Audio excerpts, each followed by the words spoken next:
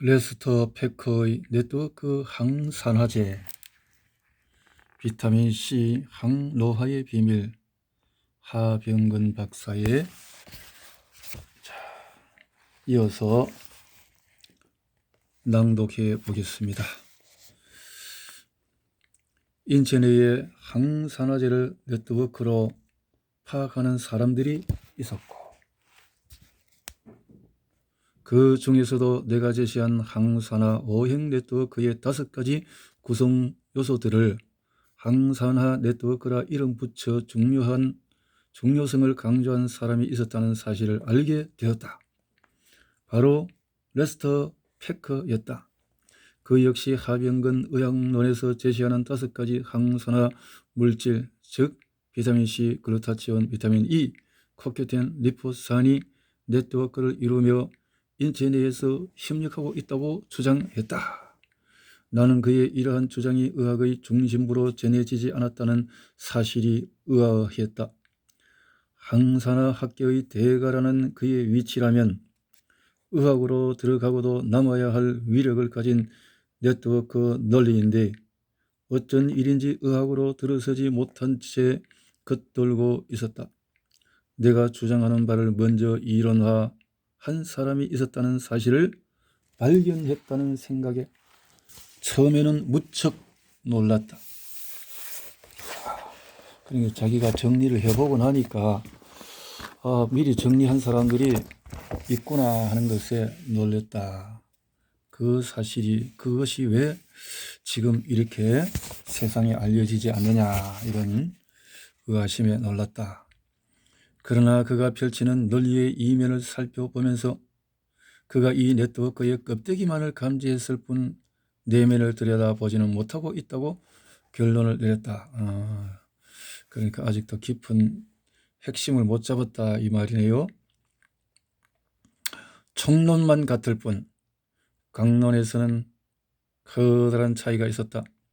레스터 패커는 항산화 네트워크의 핵심이 5가지 항산화제로 이루어져 있다는 사실을 감지했지만 이들의 상생하는 움직임을 완전히 파악하지는 못하고 있었다. 상생, 움직임이 없는 네트워크는 생명력을 잃는다. 패커는 하병근 의학론의 항산화 오행 네트워크에서 비타민C가 차지하는 자리를 리포산으로 파악하고 있었다. 출발선을 잘못 그려 넣은 것이다.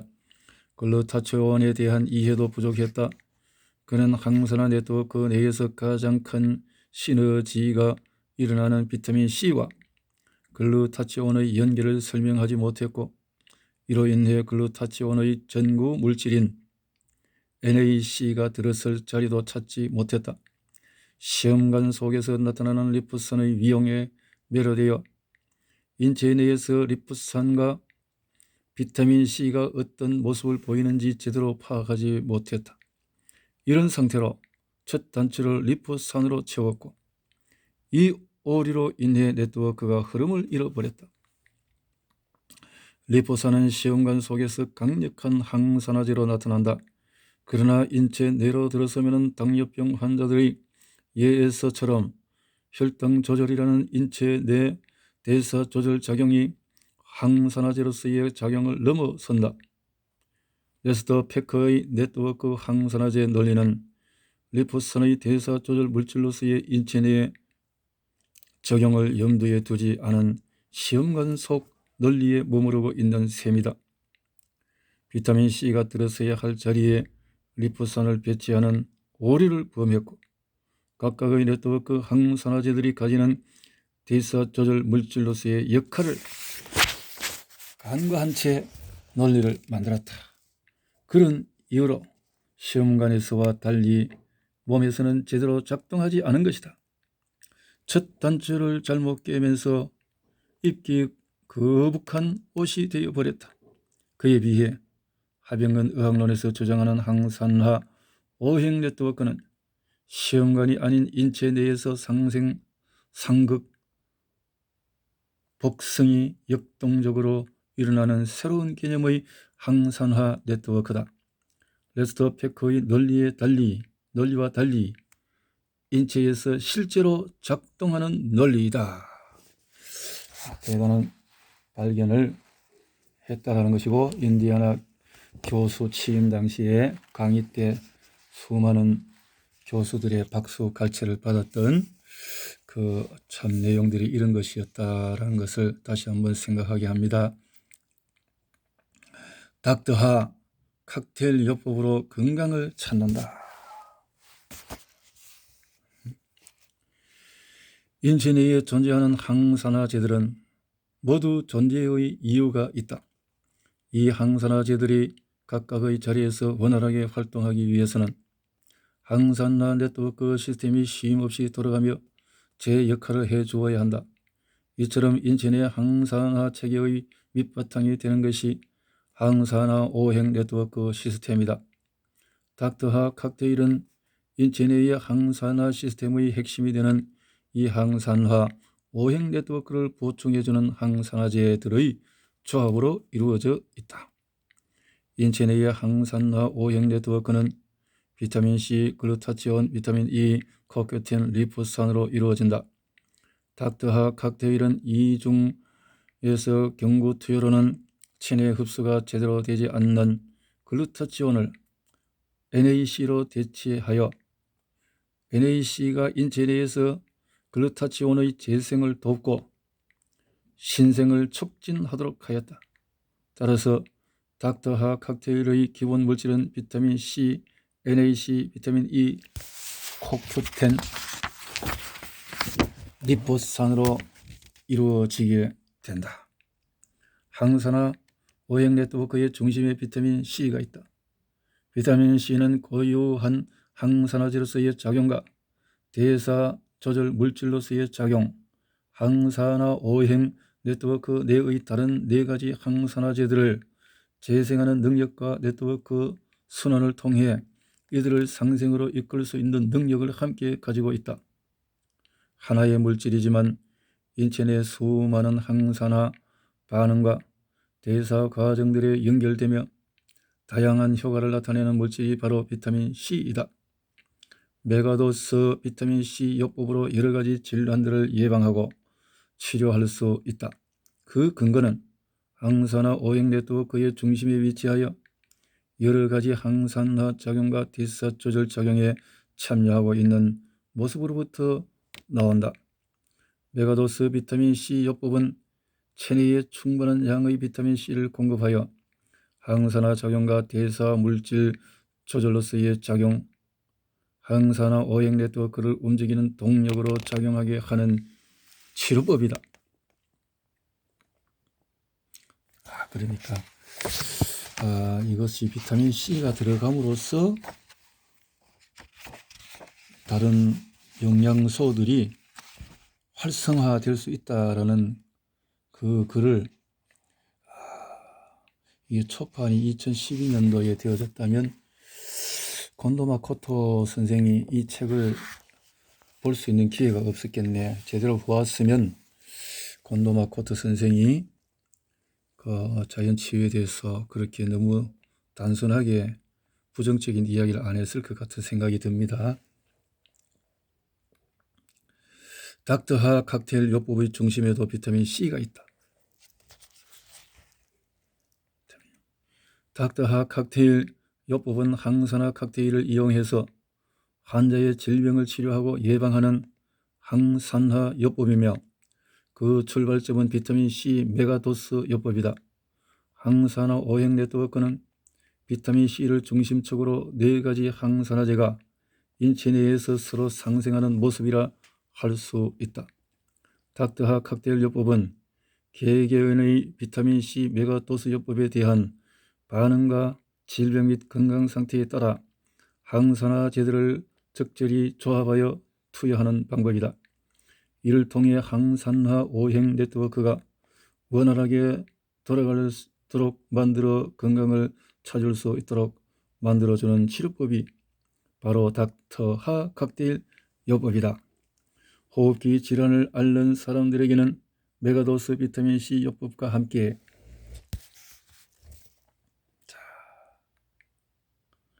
이 5가지가 이렇게 음량으로 NAC를 투여하고 허혈성 심장질환을 앓는 환자들에게는 비타민C 메가도스 요법과 더불어 코큐텐을 투여한다. 당뇨병 환자들에게는 비타민C 메가도스 요법과 동시에 리포선을 투여한다. 이와 같은 맞춤형 칵테일 요법을 실시하여 항산화제로서의 역할은 물론 대사조절 물질로서의 기능도 함께 업그레이드하여 건강으로 가는 길목을 열어주는 치료법이 닥터하 칵테일 요법이다.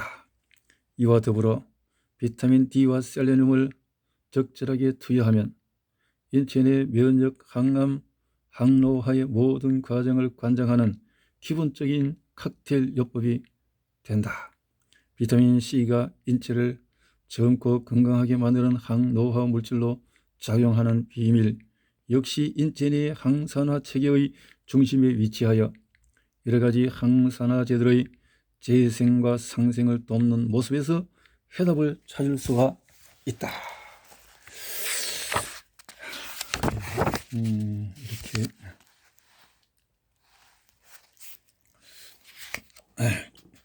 글루타치온과 비타민 E에 대해서 이제 구체적으로 5가지 오행 네트워크의 이제 이 구체적인 어떤 활동의 영역을 찾아볼 수 있는 내용이 되어지는 것 같습니다. 건망증과 치매 그리고 알츠하이머, 노화 과정에서 나타나는 변화 가운데 빼놓을 수 없는 것이 기억력 감퇴이다. 젊었을 때의 암기력과 나이 든 후의 암기력만 비교해도 쉽게 느낄 수 있을 만큼 노화 과정 중에서 일어나는 기억력 감퇴는 보편적으로 공감하는 현상이다. 이러한 공감대는 어느 날 오후 한 번쯤 맞닥뜨리게 되는 일상의 건망증까지도 노화 과정에서 일어나는 자연스러운 기억력 감퇴로 받아들이게 된다. 그런데 그 빈도가 잦아지기 시작하면 어디까지가 노화로 인한 자연적인 현상이고 어디부터가 노화를 넘어서는 병적인 망각인지 가늠하기 어려워진다.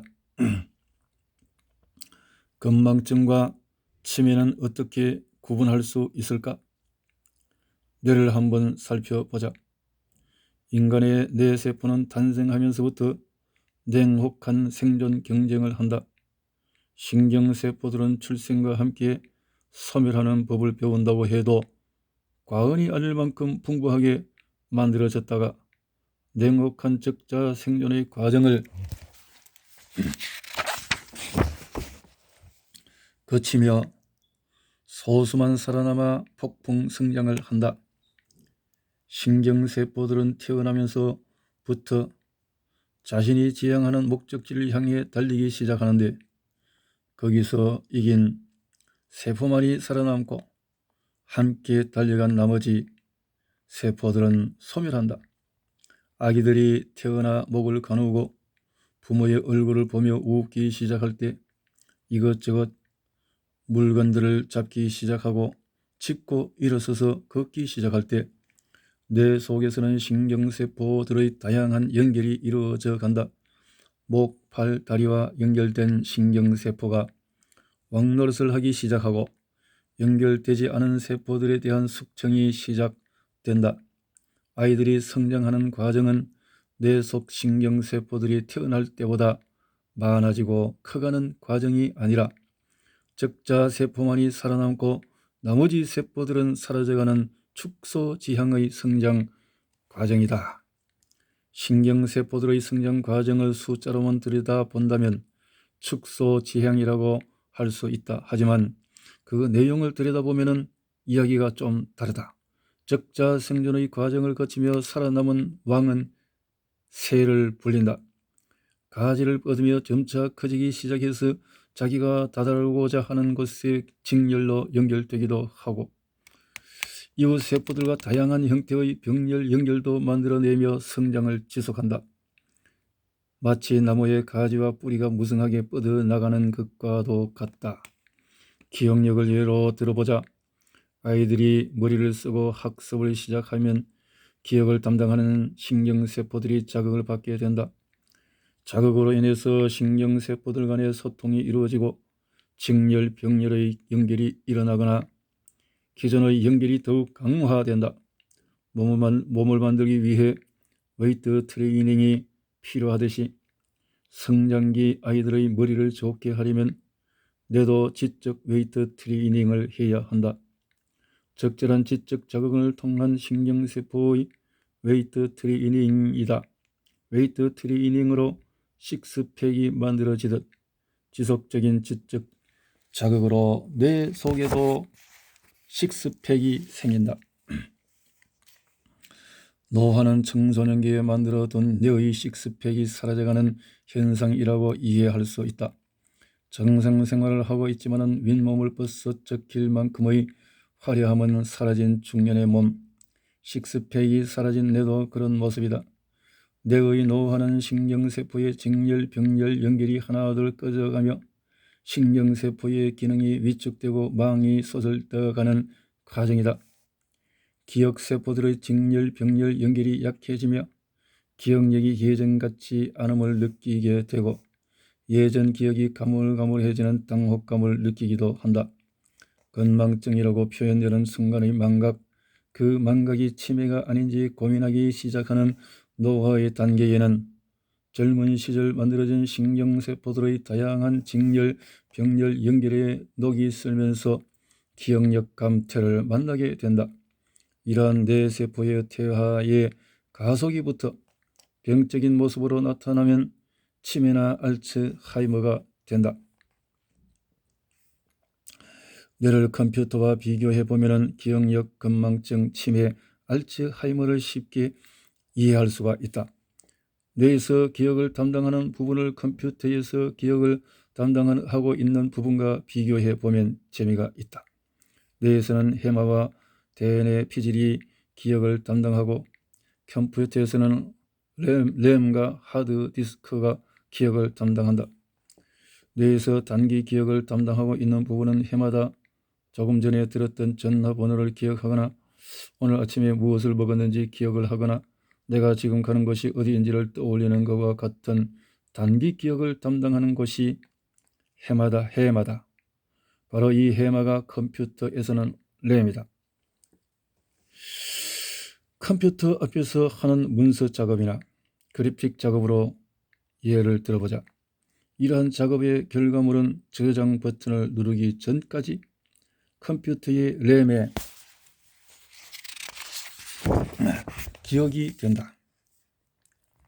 글자를 더 넣거나 빼고 선을 그리거나 지우는 일을 반복하는 과정들이 실시간으로 입출력되면서 램의 단기 기억으로 담기게 되는데 이 기억은 하드디스크에 저장하지 않으면 사라지고 마는 휘발성 기억이다. 램의 기억을 단기 기억이라고 한다면 하드디스크에 최종 저장되는 기억을 장기 기억이라고 할 수 있다. 컴퓨터 스위치를 올리고 내릴 때마다 사라지는 램 속의 단기 기억과 달리 장기 기억은 하드디스크 깊숙이 저장되어 언제든 다시 불러올 수 있다. 단기 기억이 소실되어도 오랜 친구의 얼굴을 기억하고 부모님의 모습과 소리를 기억하고 오래전 살던 집의 풍경을 기억하는 건 우리 머릿속의 하드디스크라고 할 수 있는 대뇌 피질의 오래된 기억들이 저장되어 있기 때문이다. 이러한 장기 기억은 단기 기억과 달리 좀처럼 사라지지 않는데 치매에 이르러서도 아들의 모습과 목소리를 기억하는 어머니의 경우 램은 손상을 받았지만 하드디스크는 온전한 컴퓨터에 비유할 수 있다. 이처럼 세월의 흐름에 따라서 램에서 하드디스크로 이어지며 기억이 사라져가는 질환이 치매이다. 치매를 불러오는 원인으로 여러 가지 이유가 제시되고 있지만 아직 의학은 그 실체를 정확하게 알지 못하고 있다. 알츠하이머 병은 치매 중에서도 특정 지표가 나타나는 병으로 하나의 독립된 치매 질환이다. 건망증과 치매를 어떻게 구분할 수 있을까? 치매가 중증에 이르러 장기 기억이 부서지는 수준에 이른 뒤에는 쉽게 구별할 수 있겠지만 초기 단계에서 치매와 건망증의 증상들이 혼재하면 쉽게 구분하기 힘들다. 치매는 신경세포의 구조적인 손상이다. 신경세포들 중에서 기억을 담당하고 있는 세포들이 정상적 노화 과정을 벗어나 병적으로 죽어나가는 것인데 이로 인해 새로운 기억을 만들어내지 못하고 옛 기억도 하나둘 사라지기 시작한다. 치매는 뇌에 생기는 육체적인 질환이다. 마음이 담기는 그릇이 깨어지면서 기억이 사라져가는 물리적인 손상으로부터 야기된 정신적인 장애다. 이에 반해 누구나 경험하는 건망증은 컴퓨터에 나타나는 일시적인 에러라고 할 수가 있다. 램에 일어나는 일시적인 장애라고 할 수 있는 건망증은 컴퓨터가 아무 이유 없이 멎어버리는 경우에 비유해 볼 수 있다. 기억을 담당하는 램이나 하드디스크의 구조적인 손상이 아니라 프로그래밍상의 문제로 나타나는 일시적 장애가 건망증이다. 치매의 초기 단계는 램의 손상과도 같다.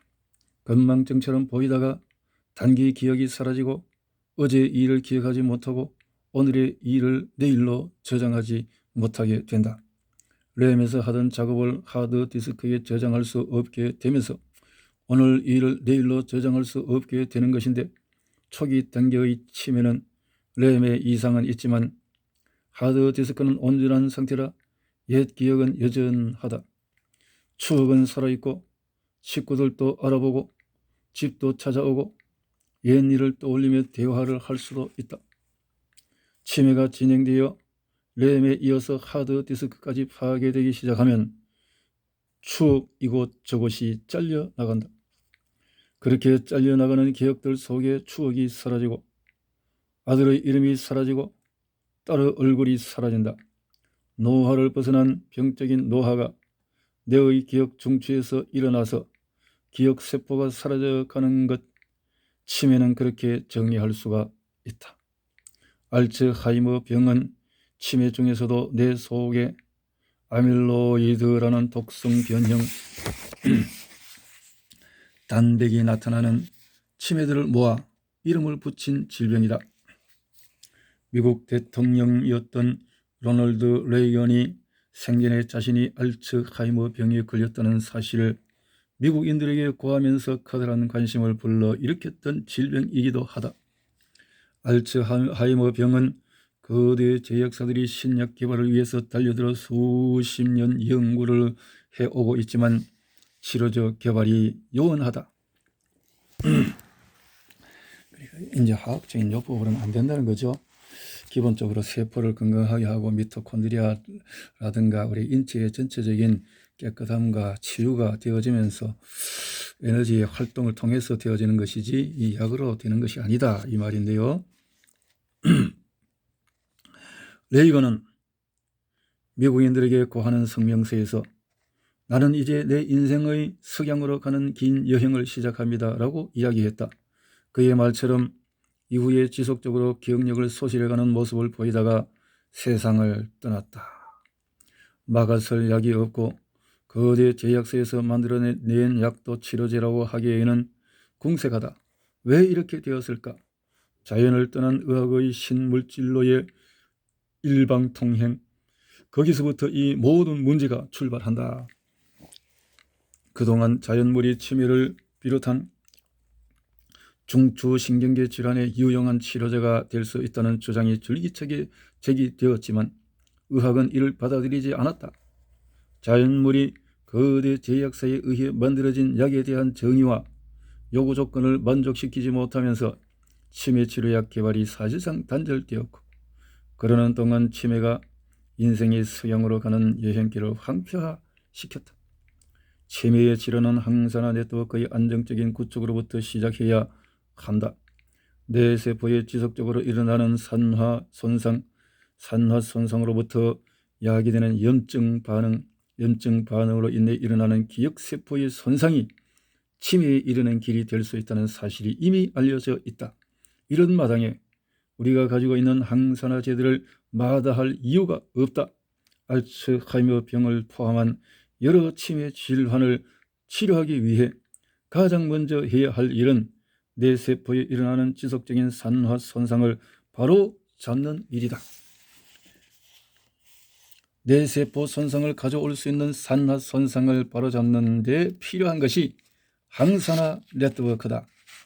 노화와 함께 뇌 속의 항산화 네트워크의 큰 축인 글루타치온의 생성이 줄어간다는 사실만 염두에 두더라도 항산화 네트워크의 보강이 치매 예방의 치료에 도움을 주리라는 것을 쉽게 알 수 있다.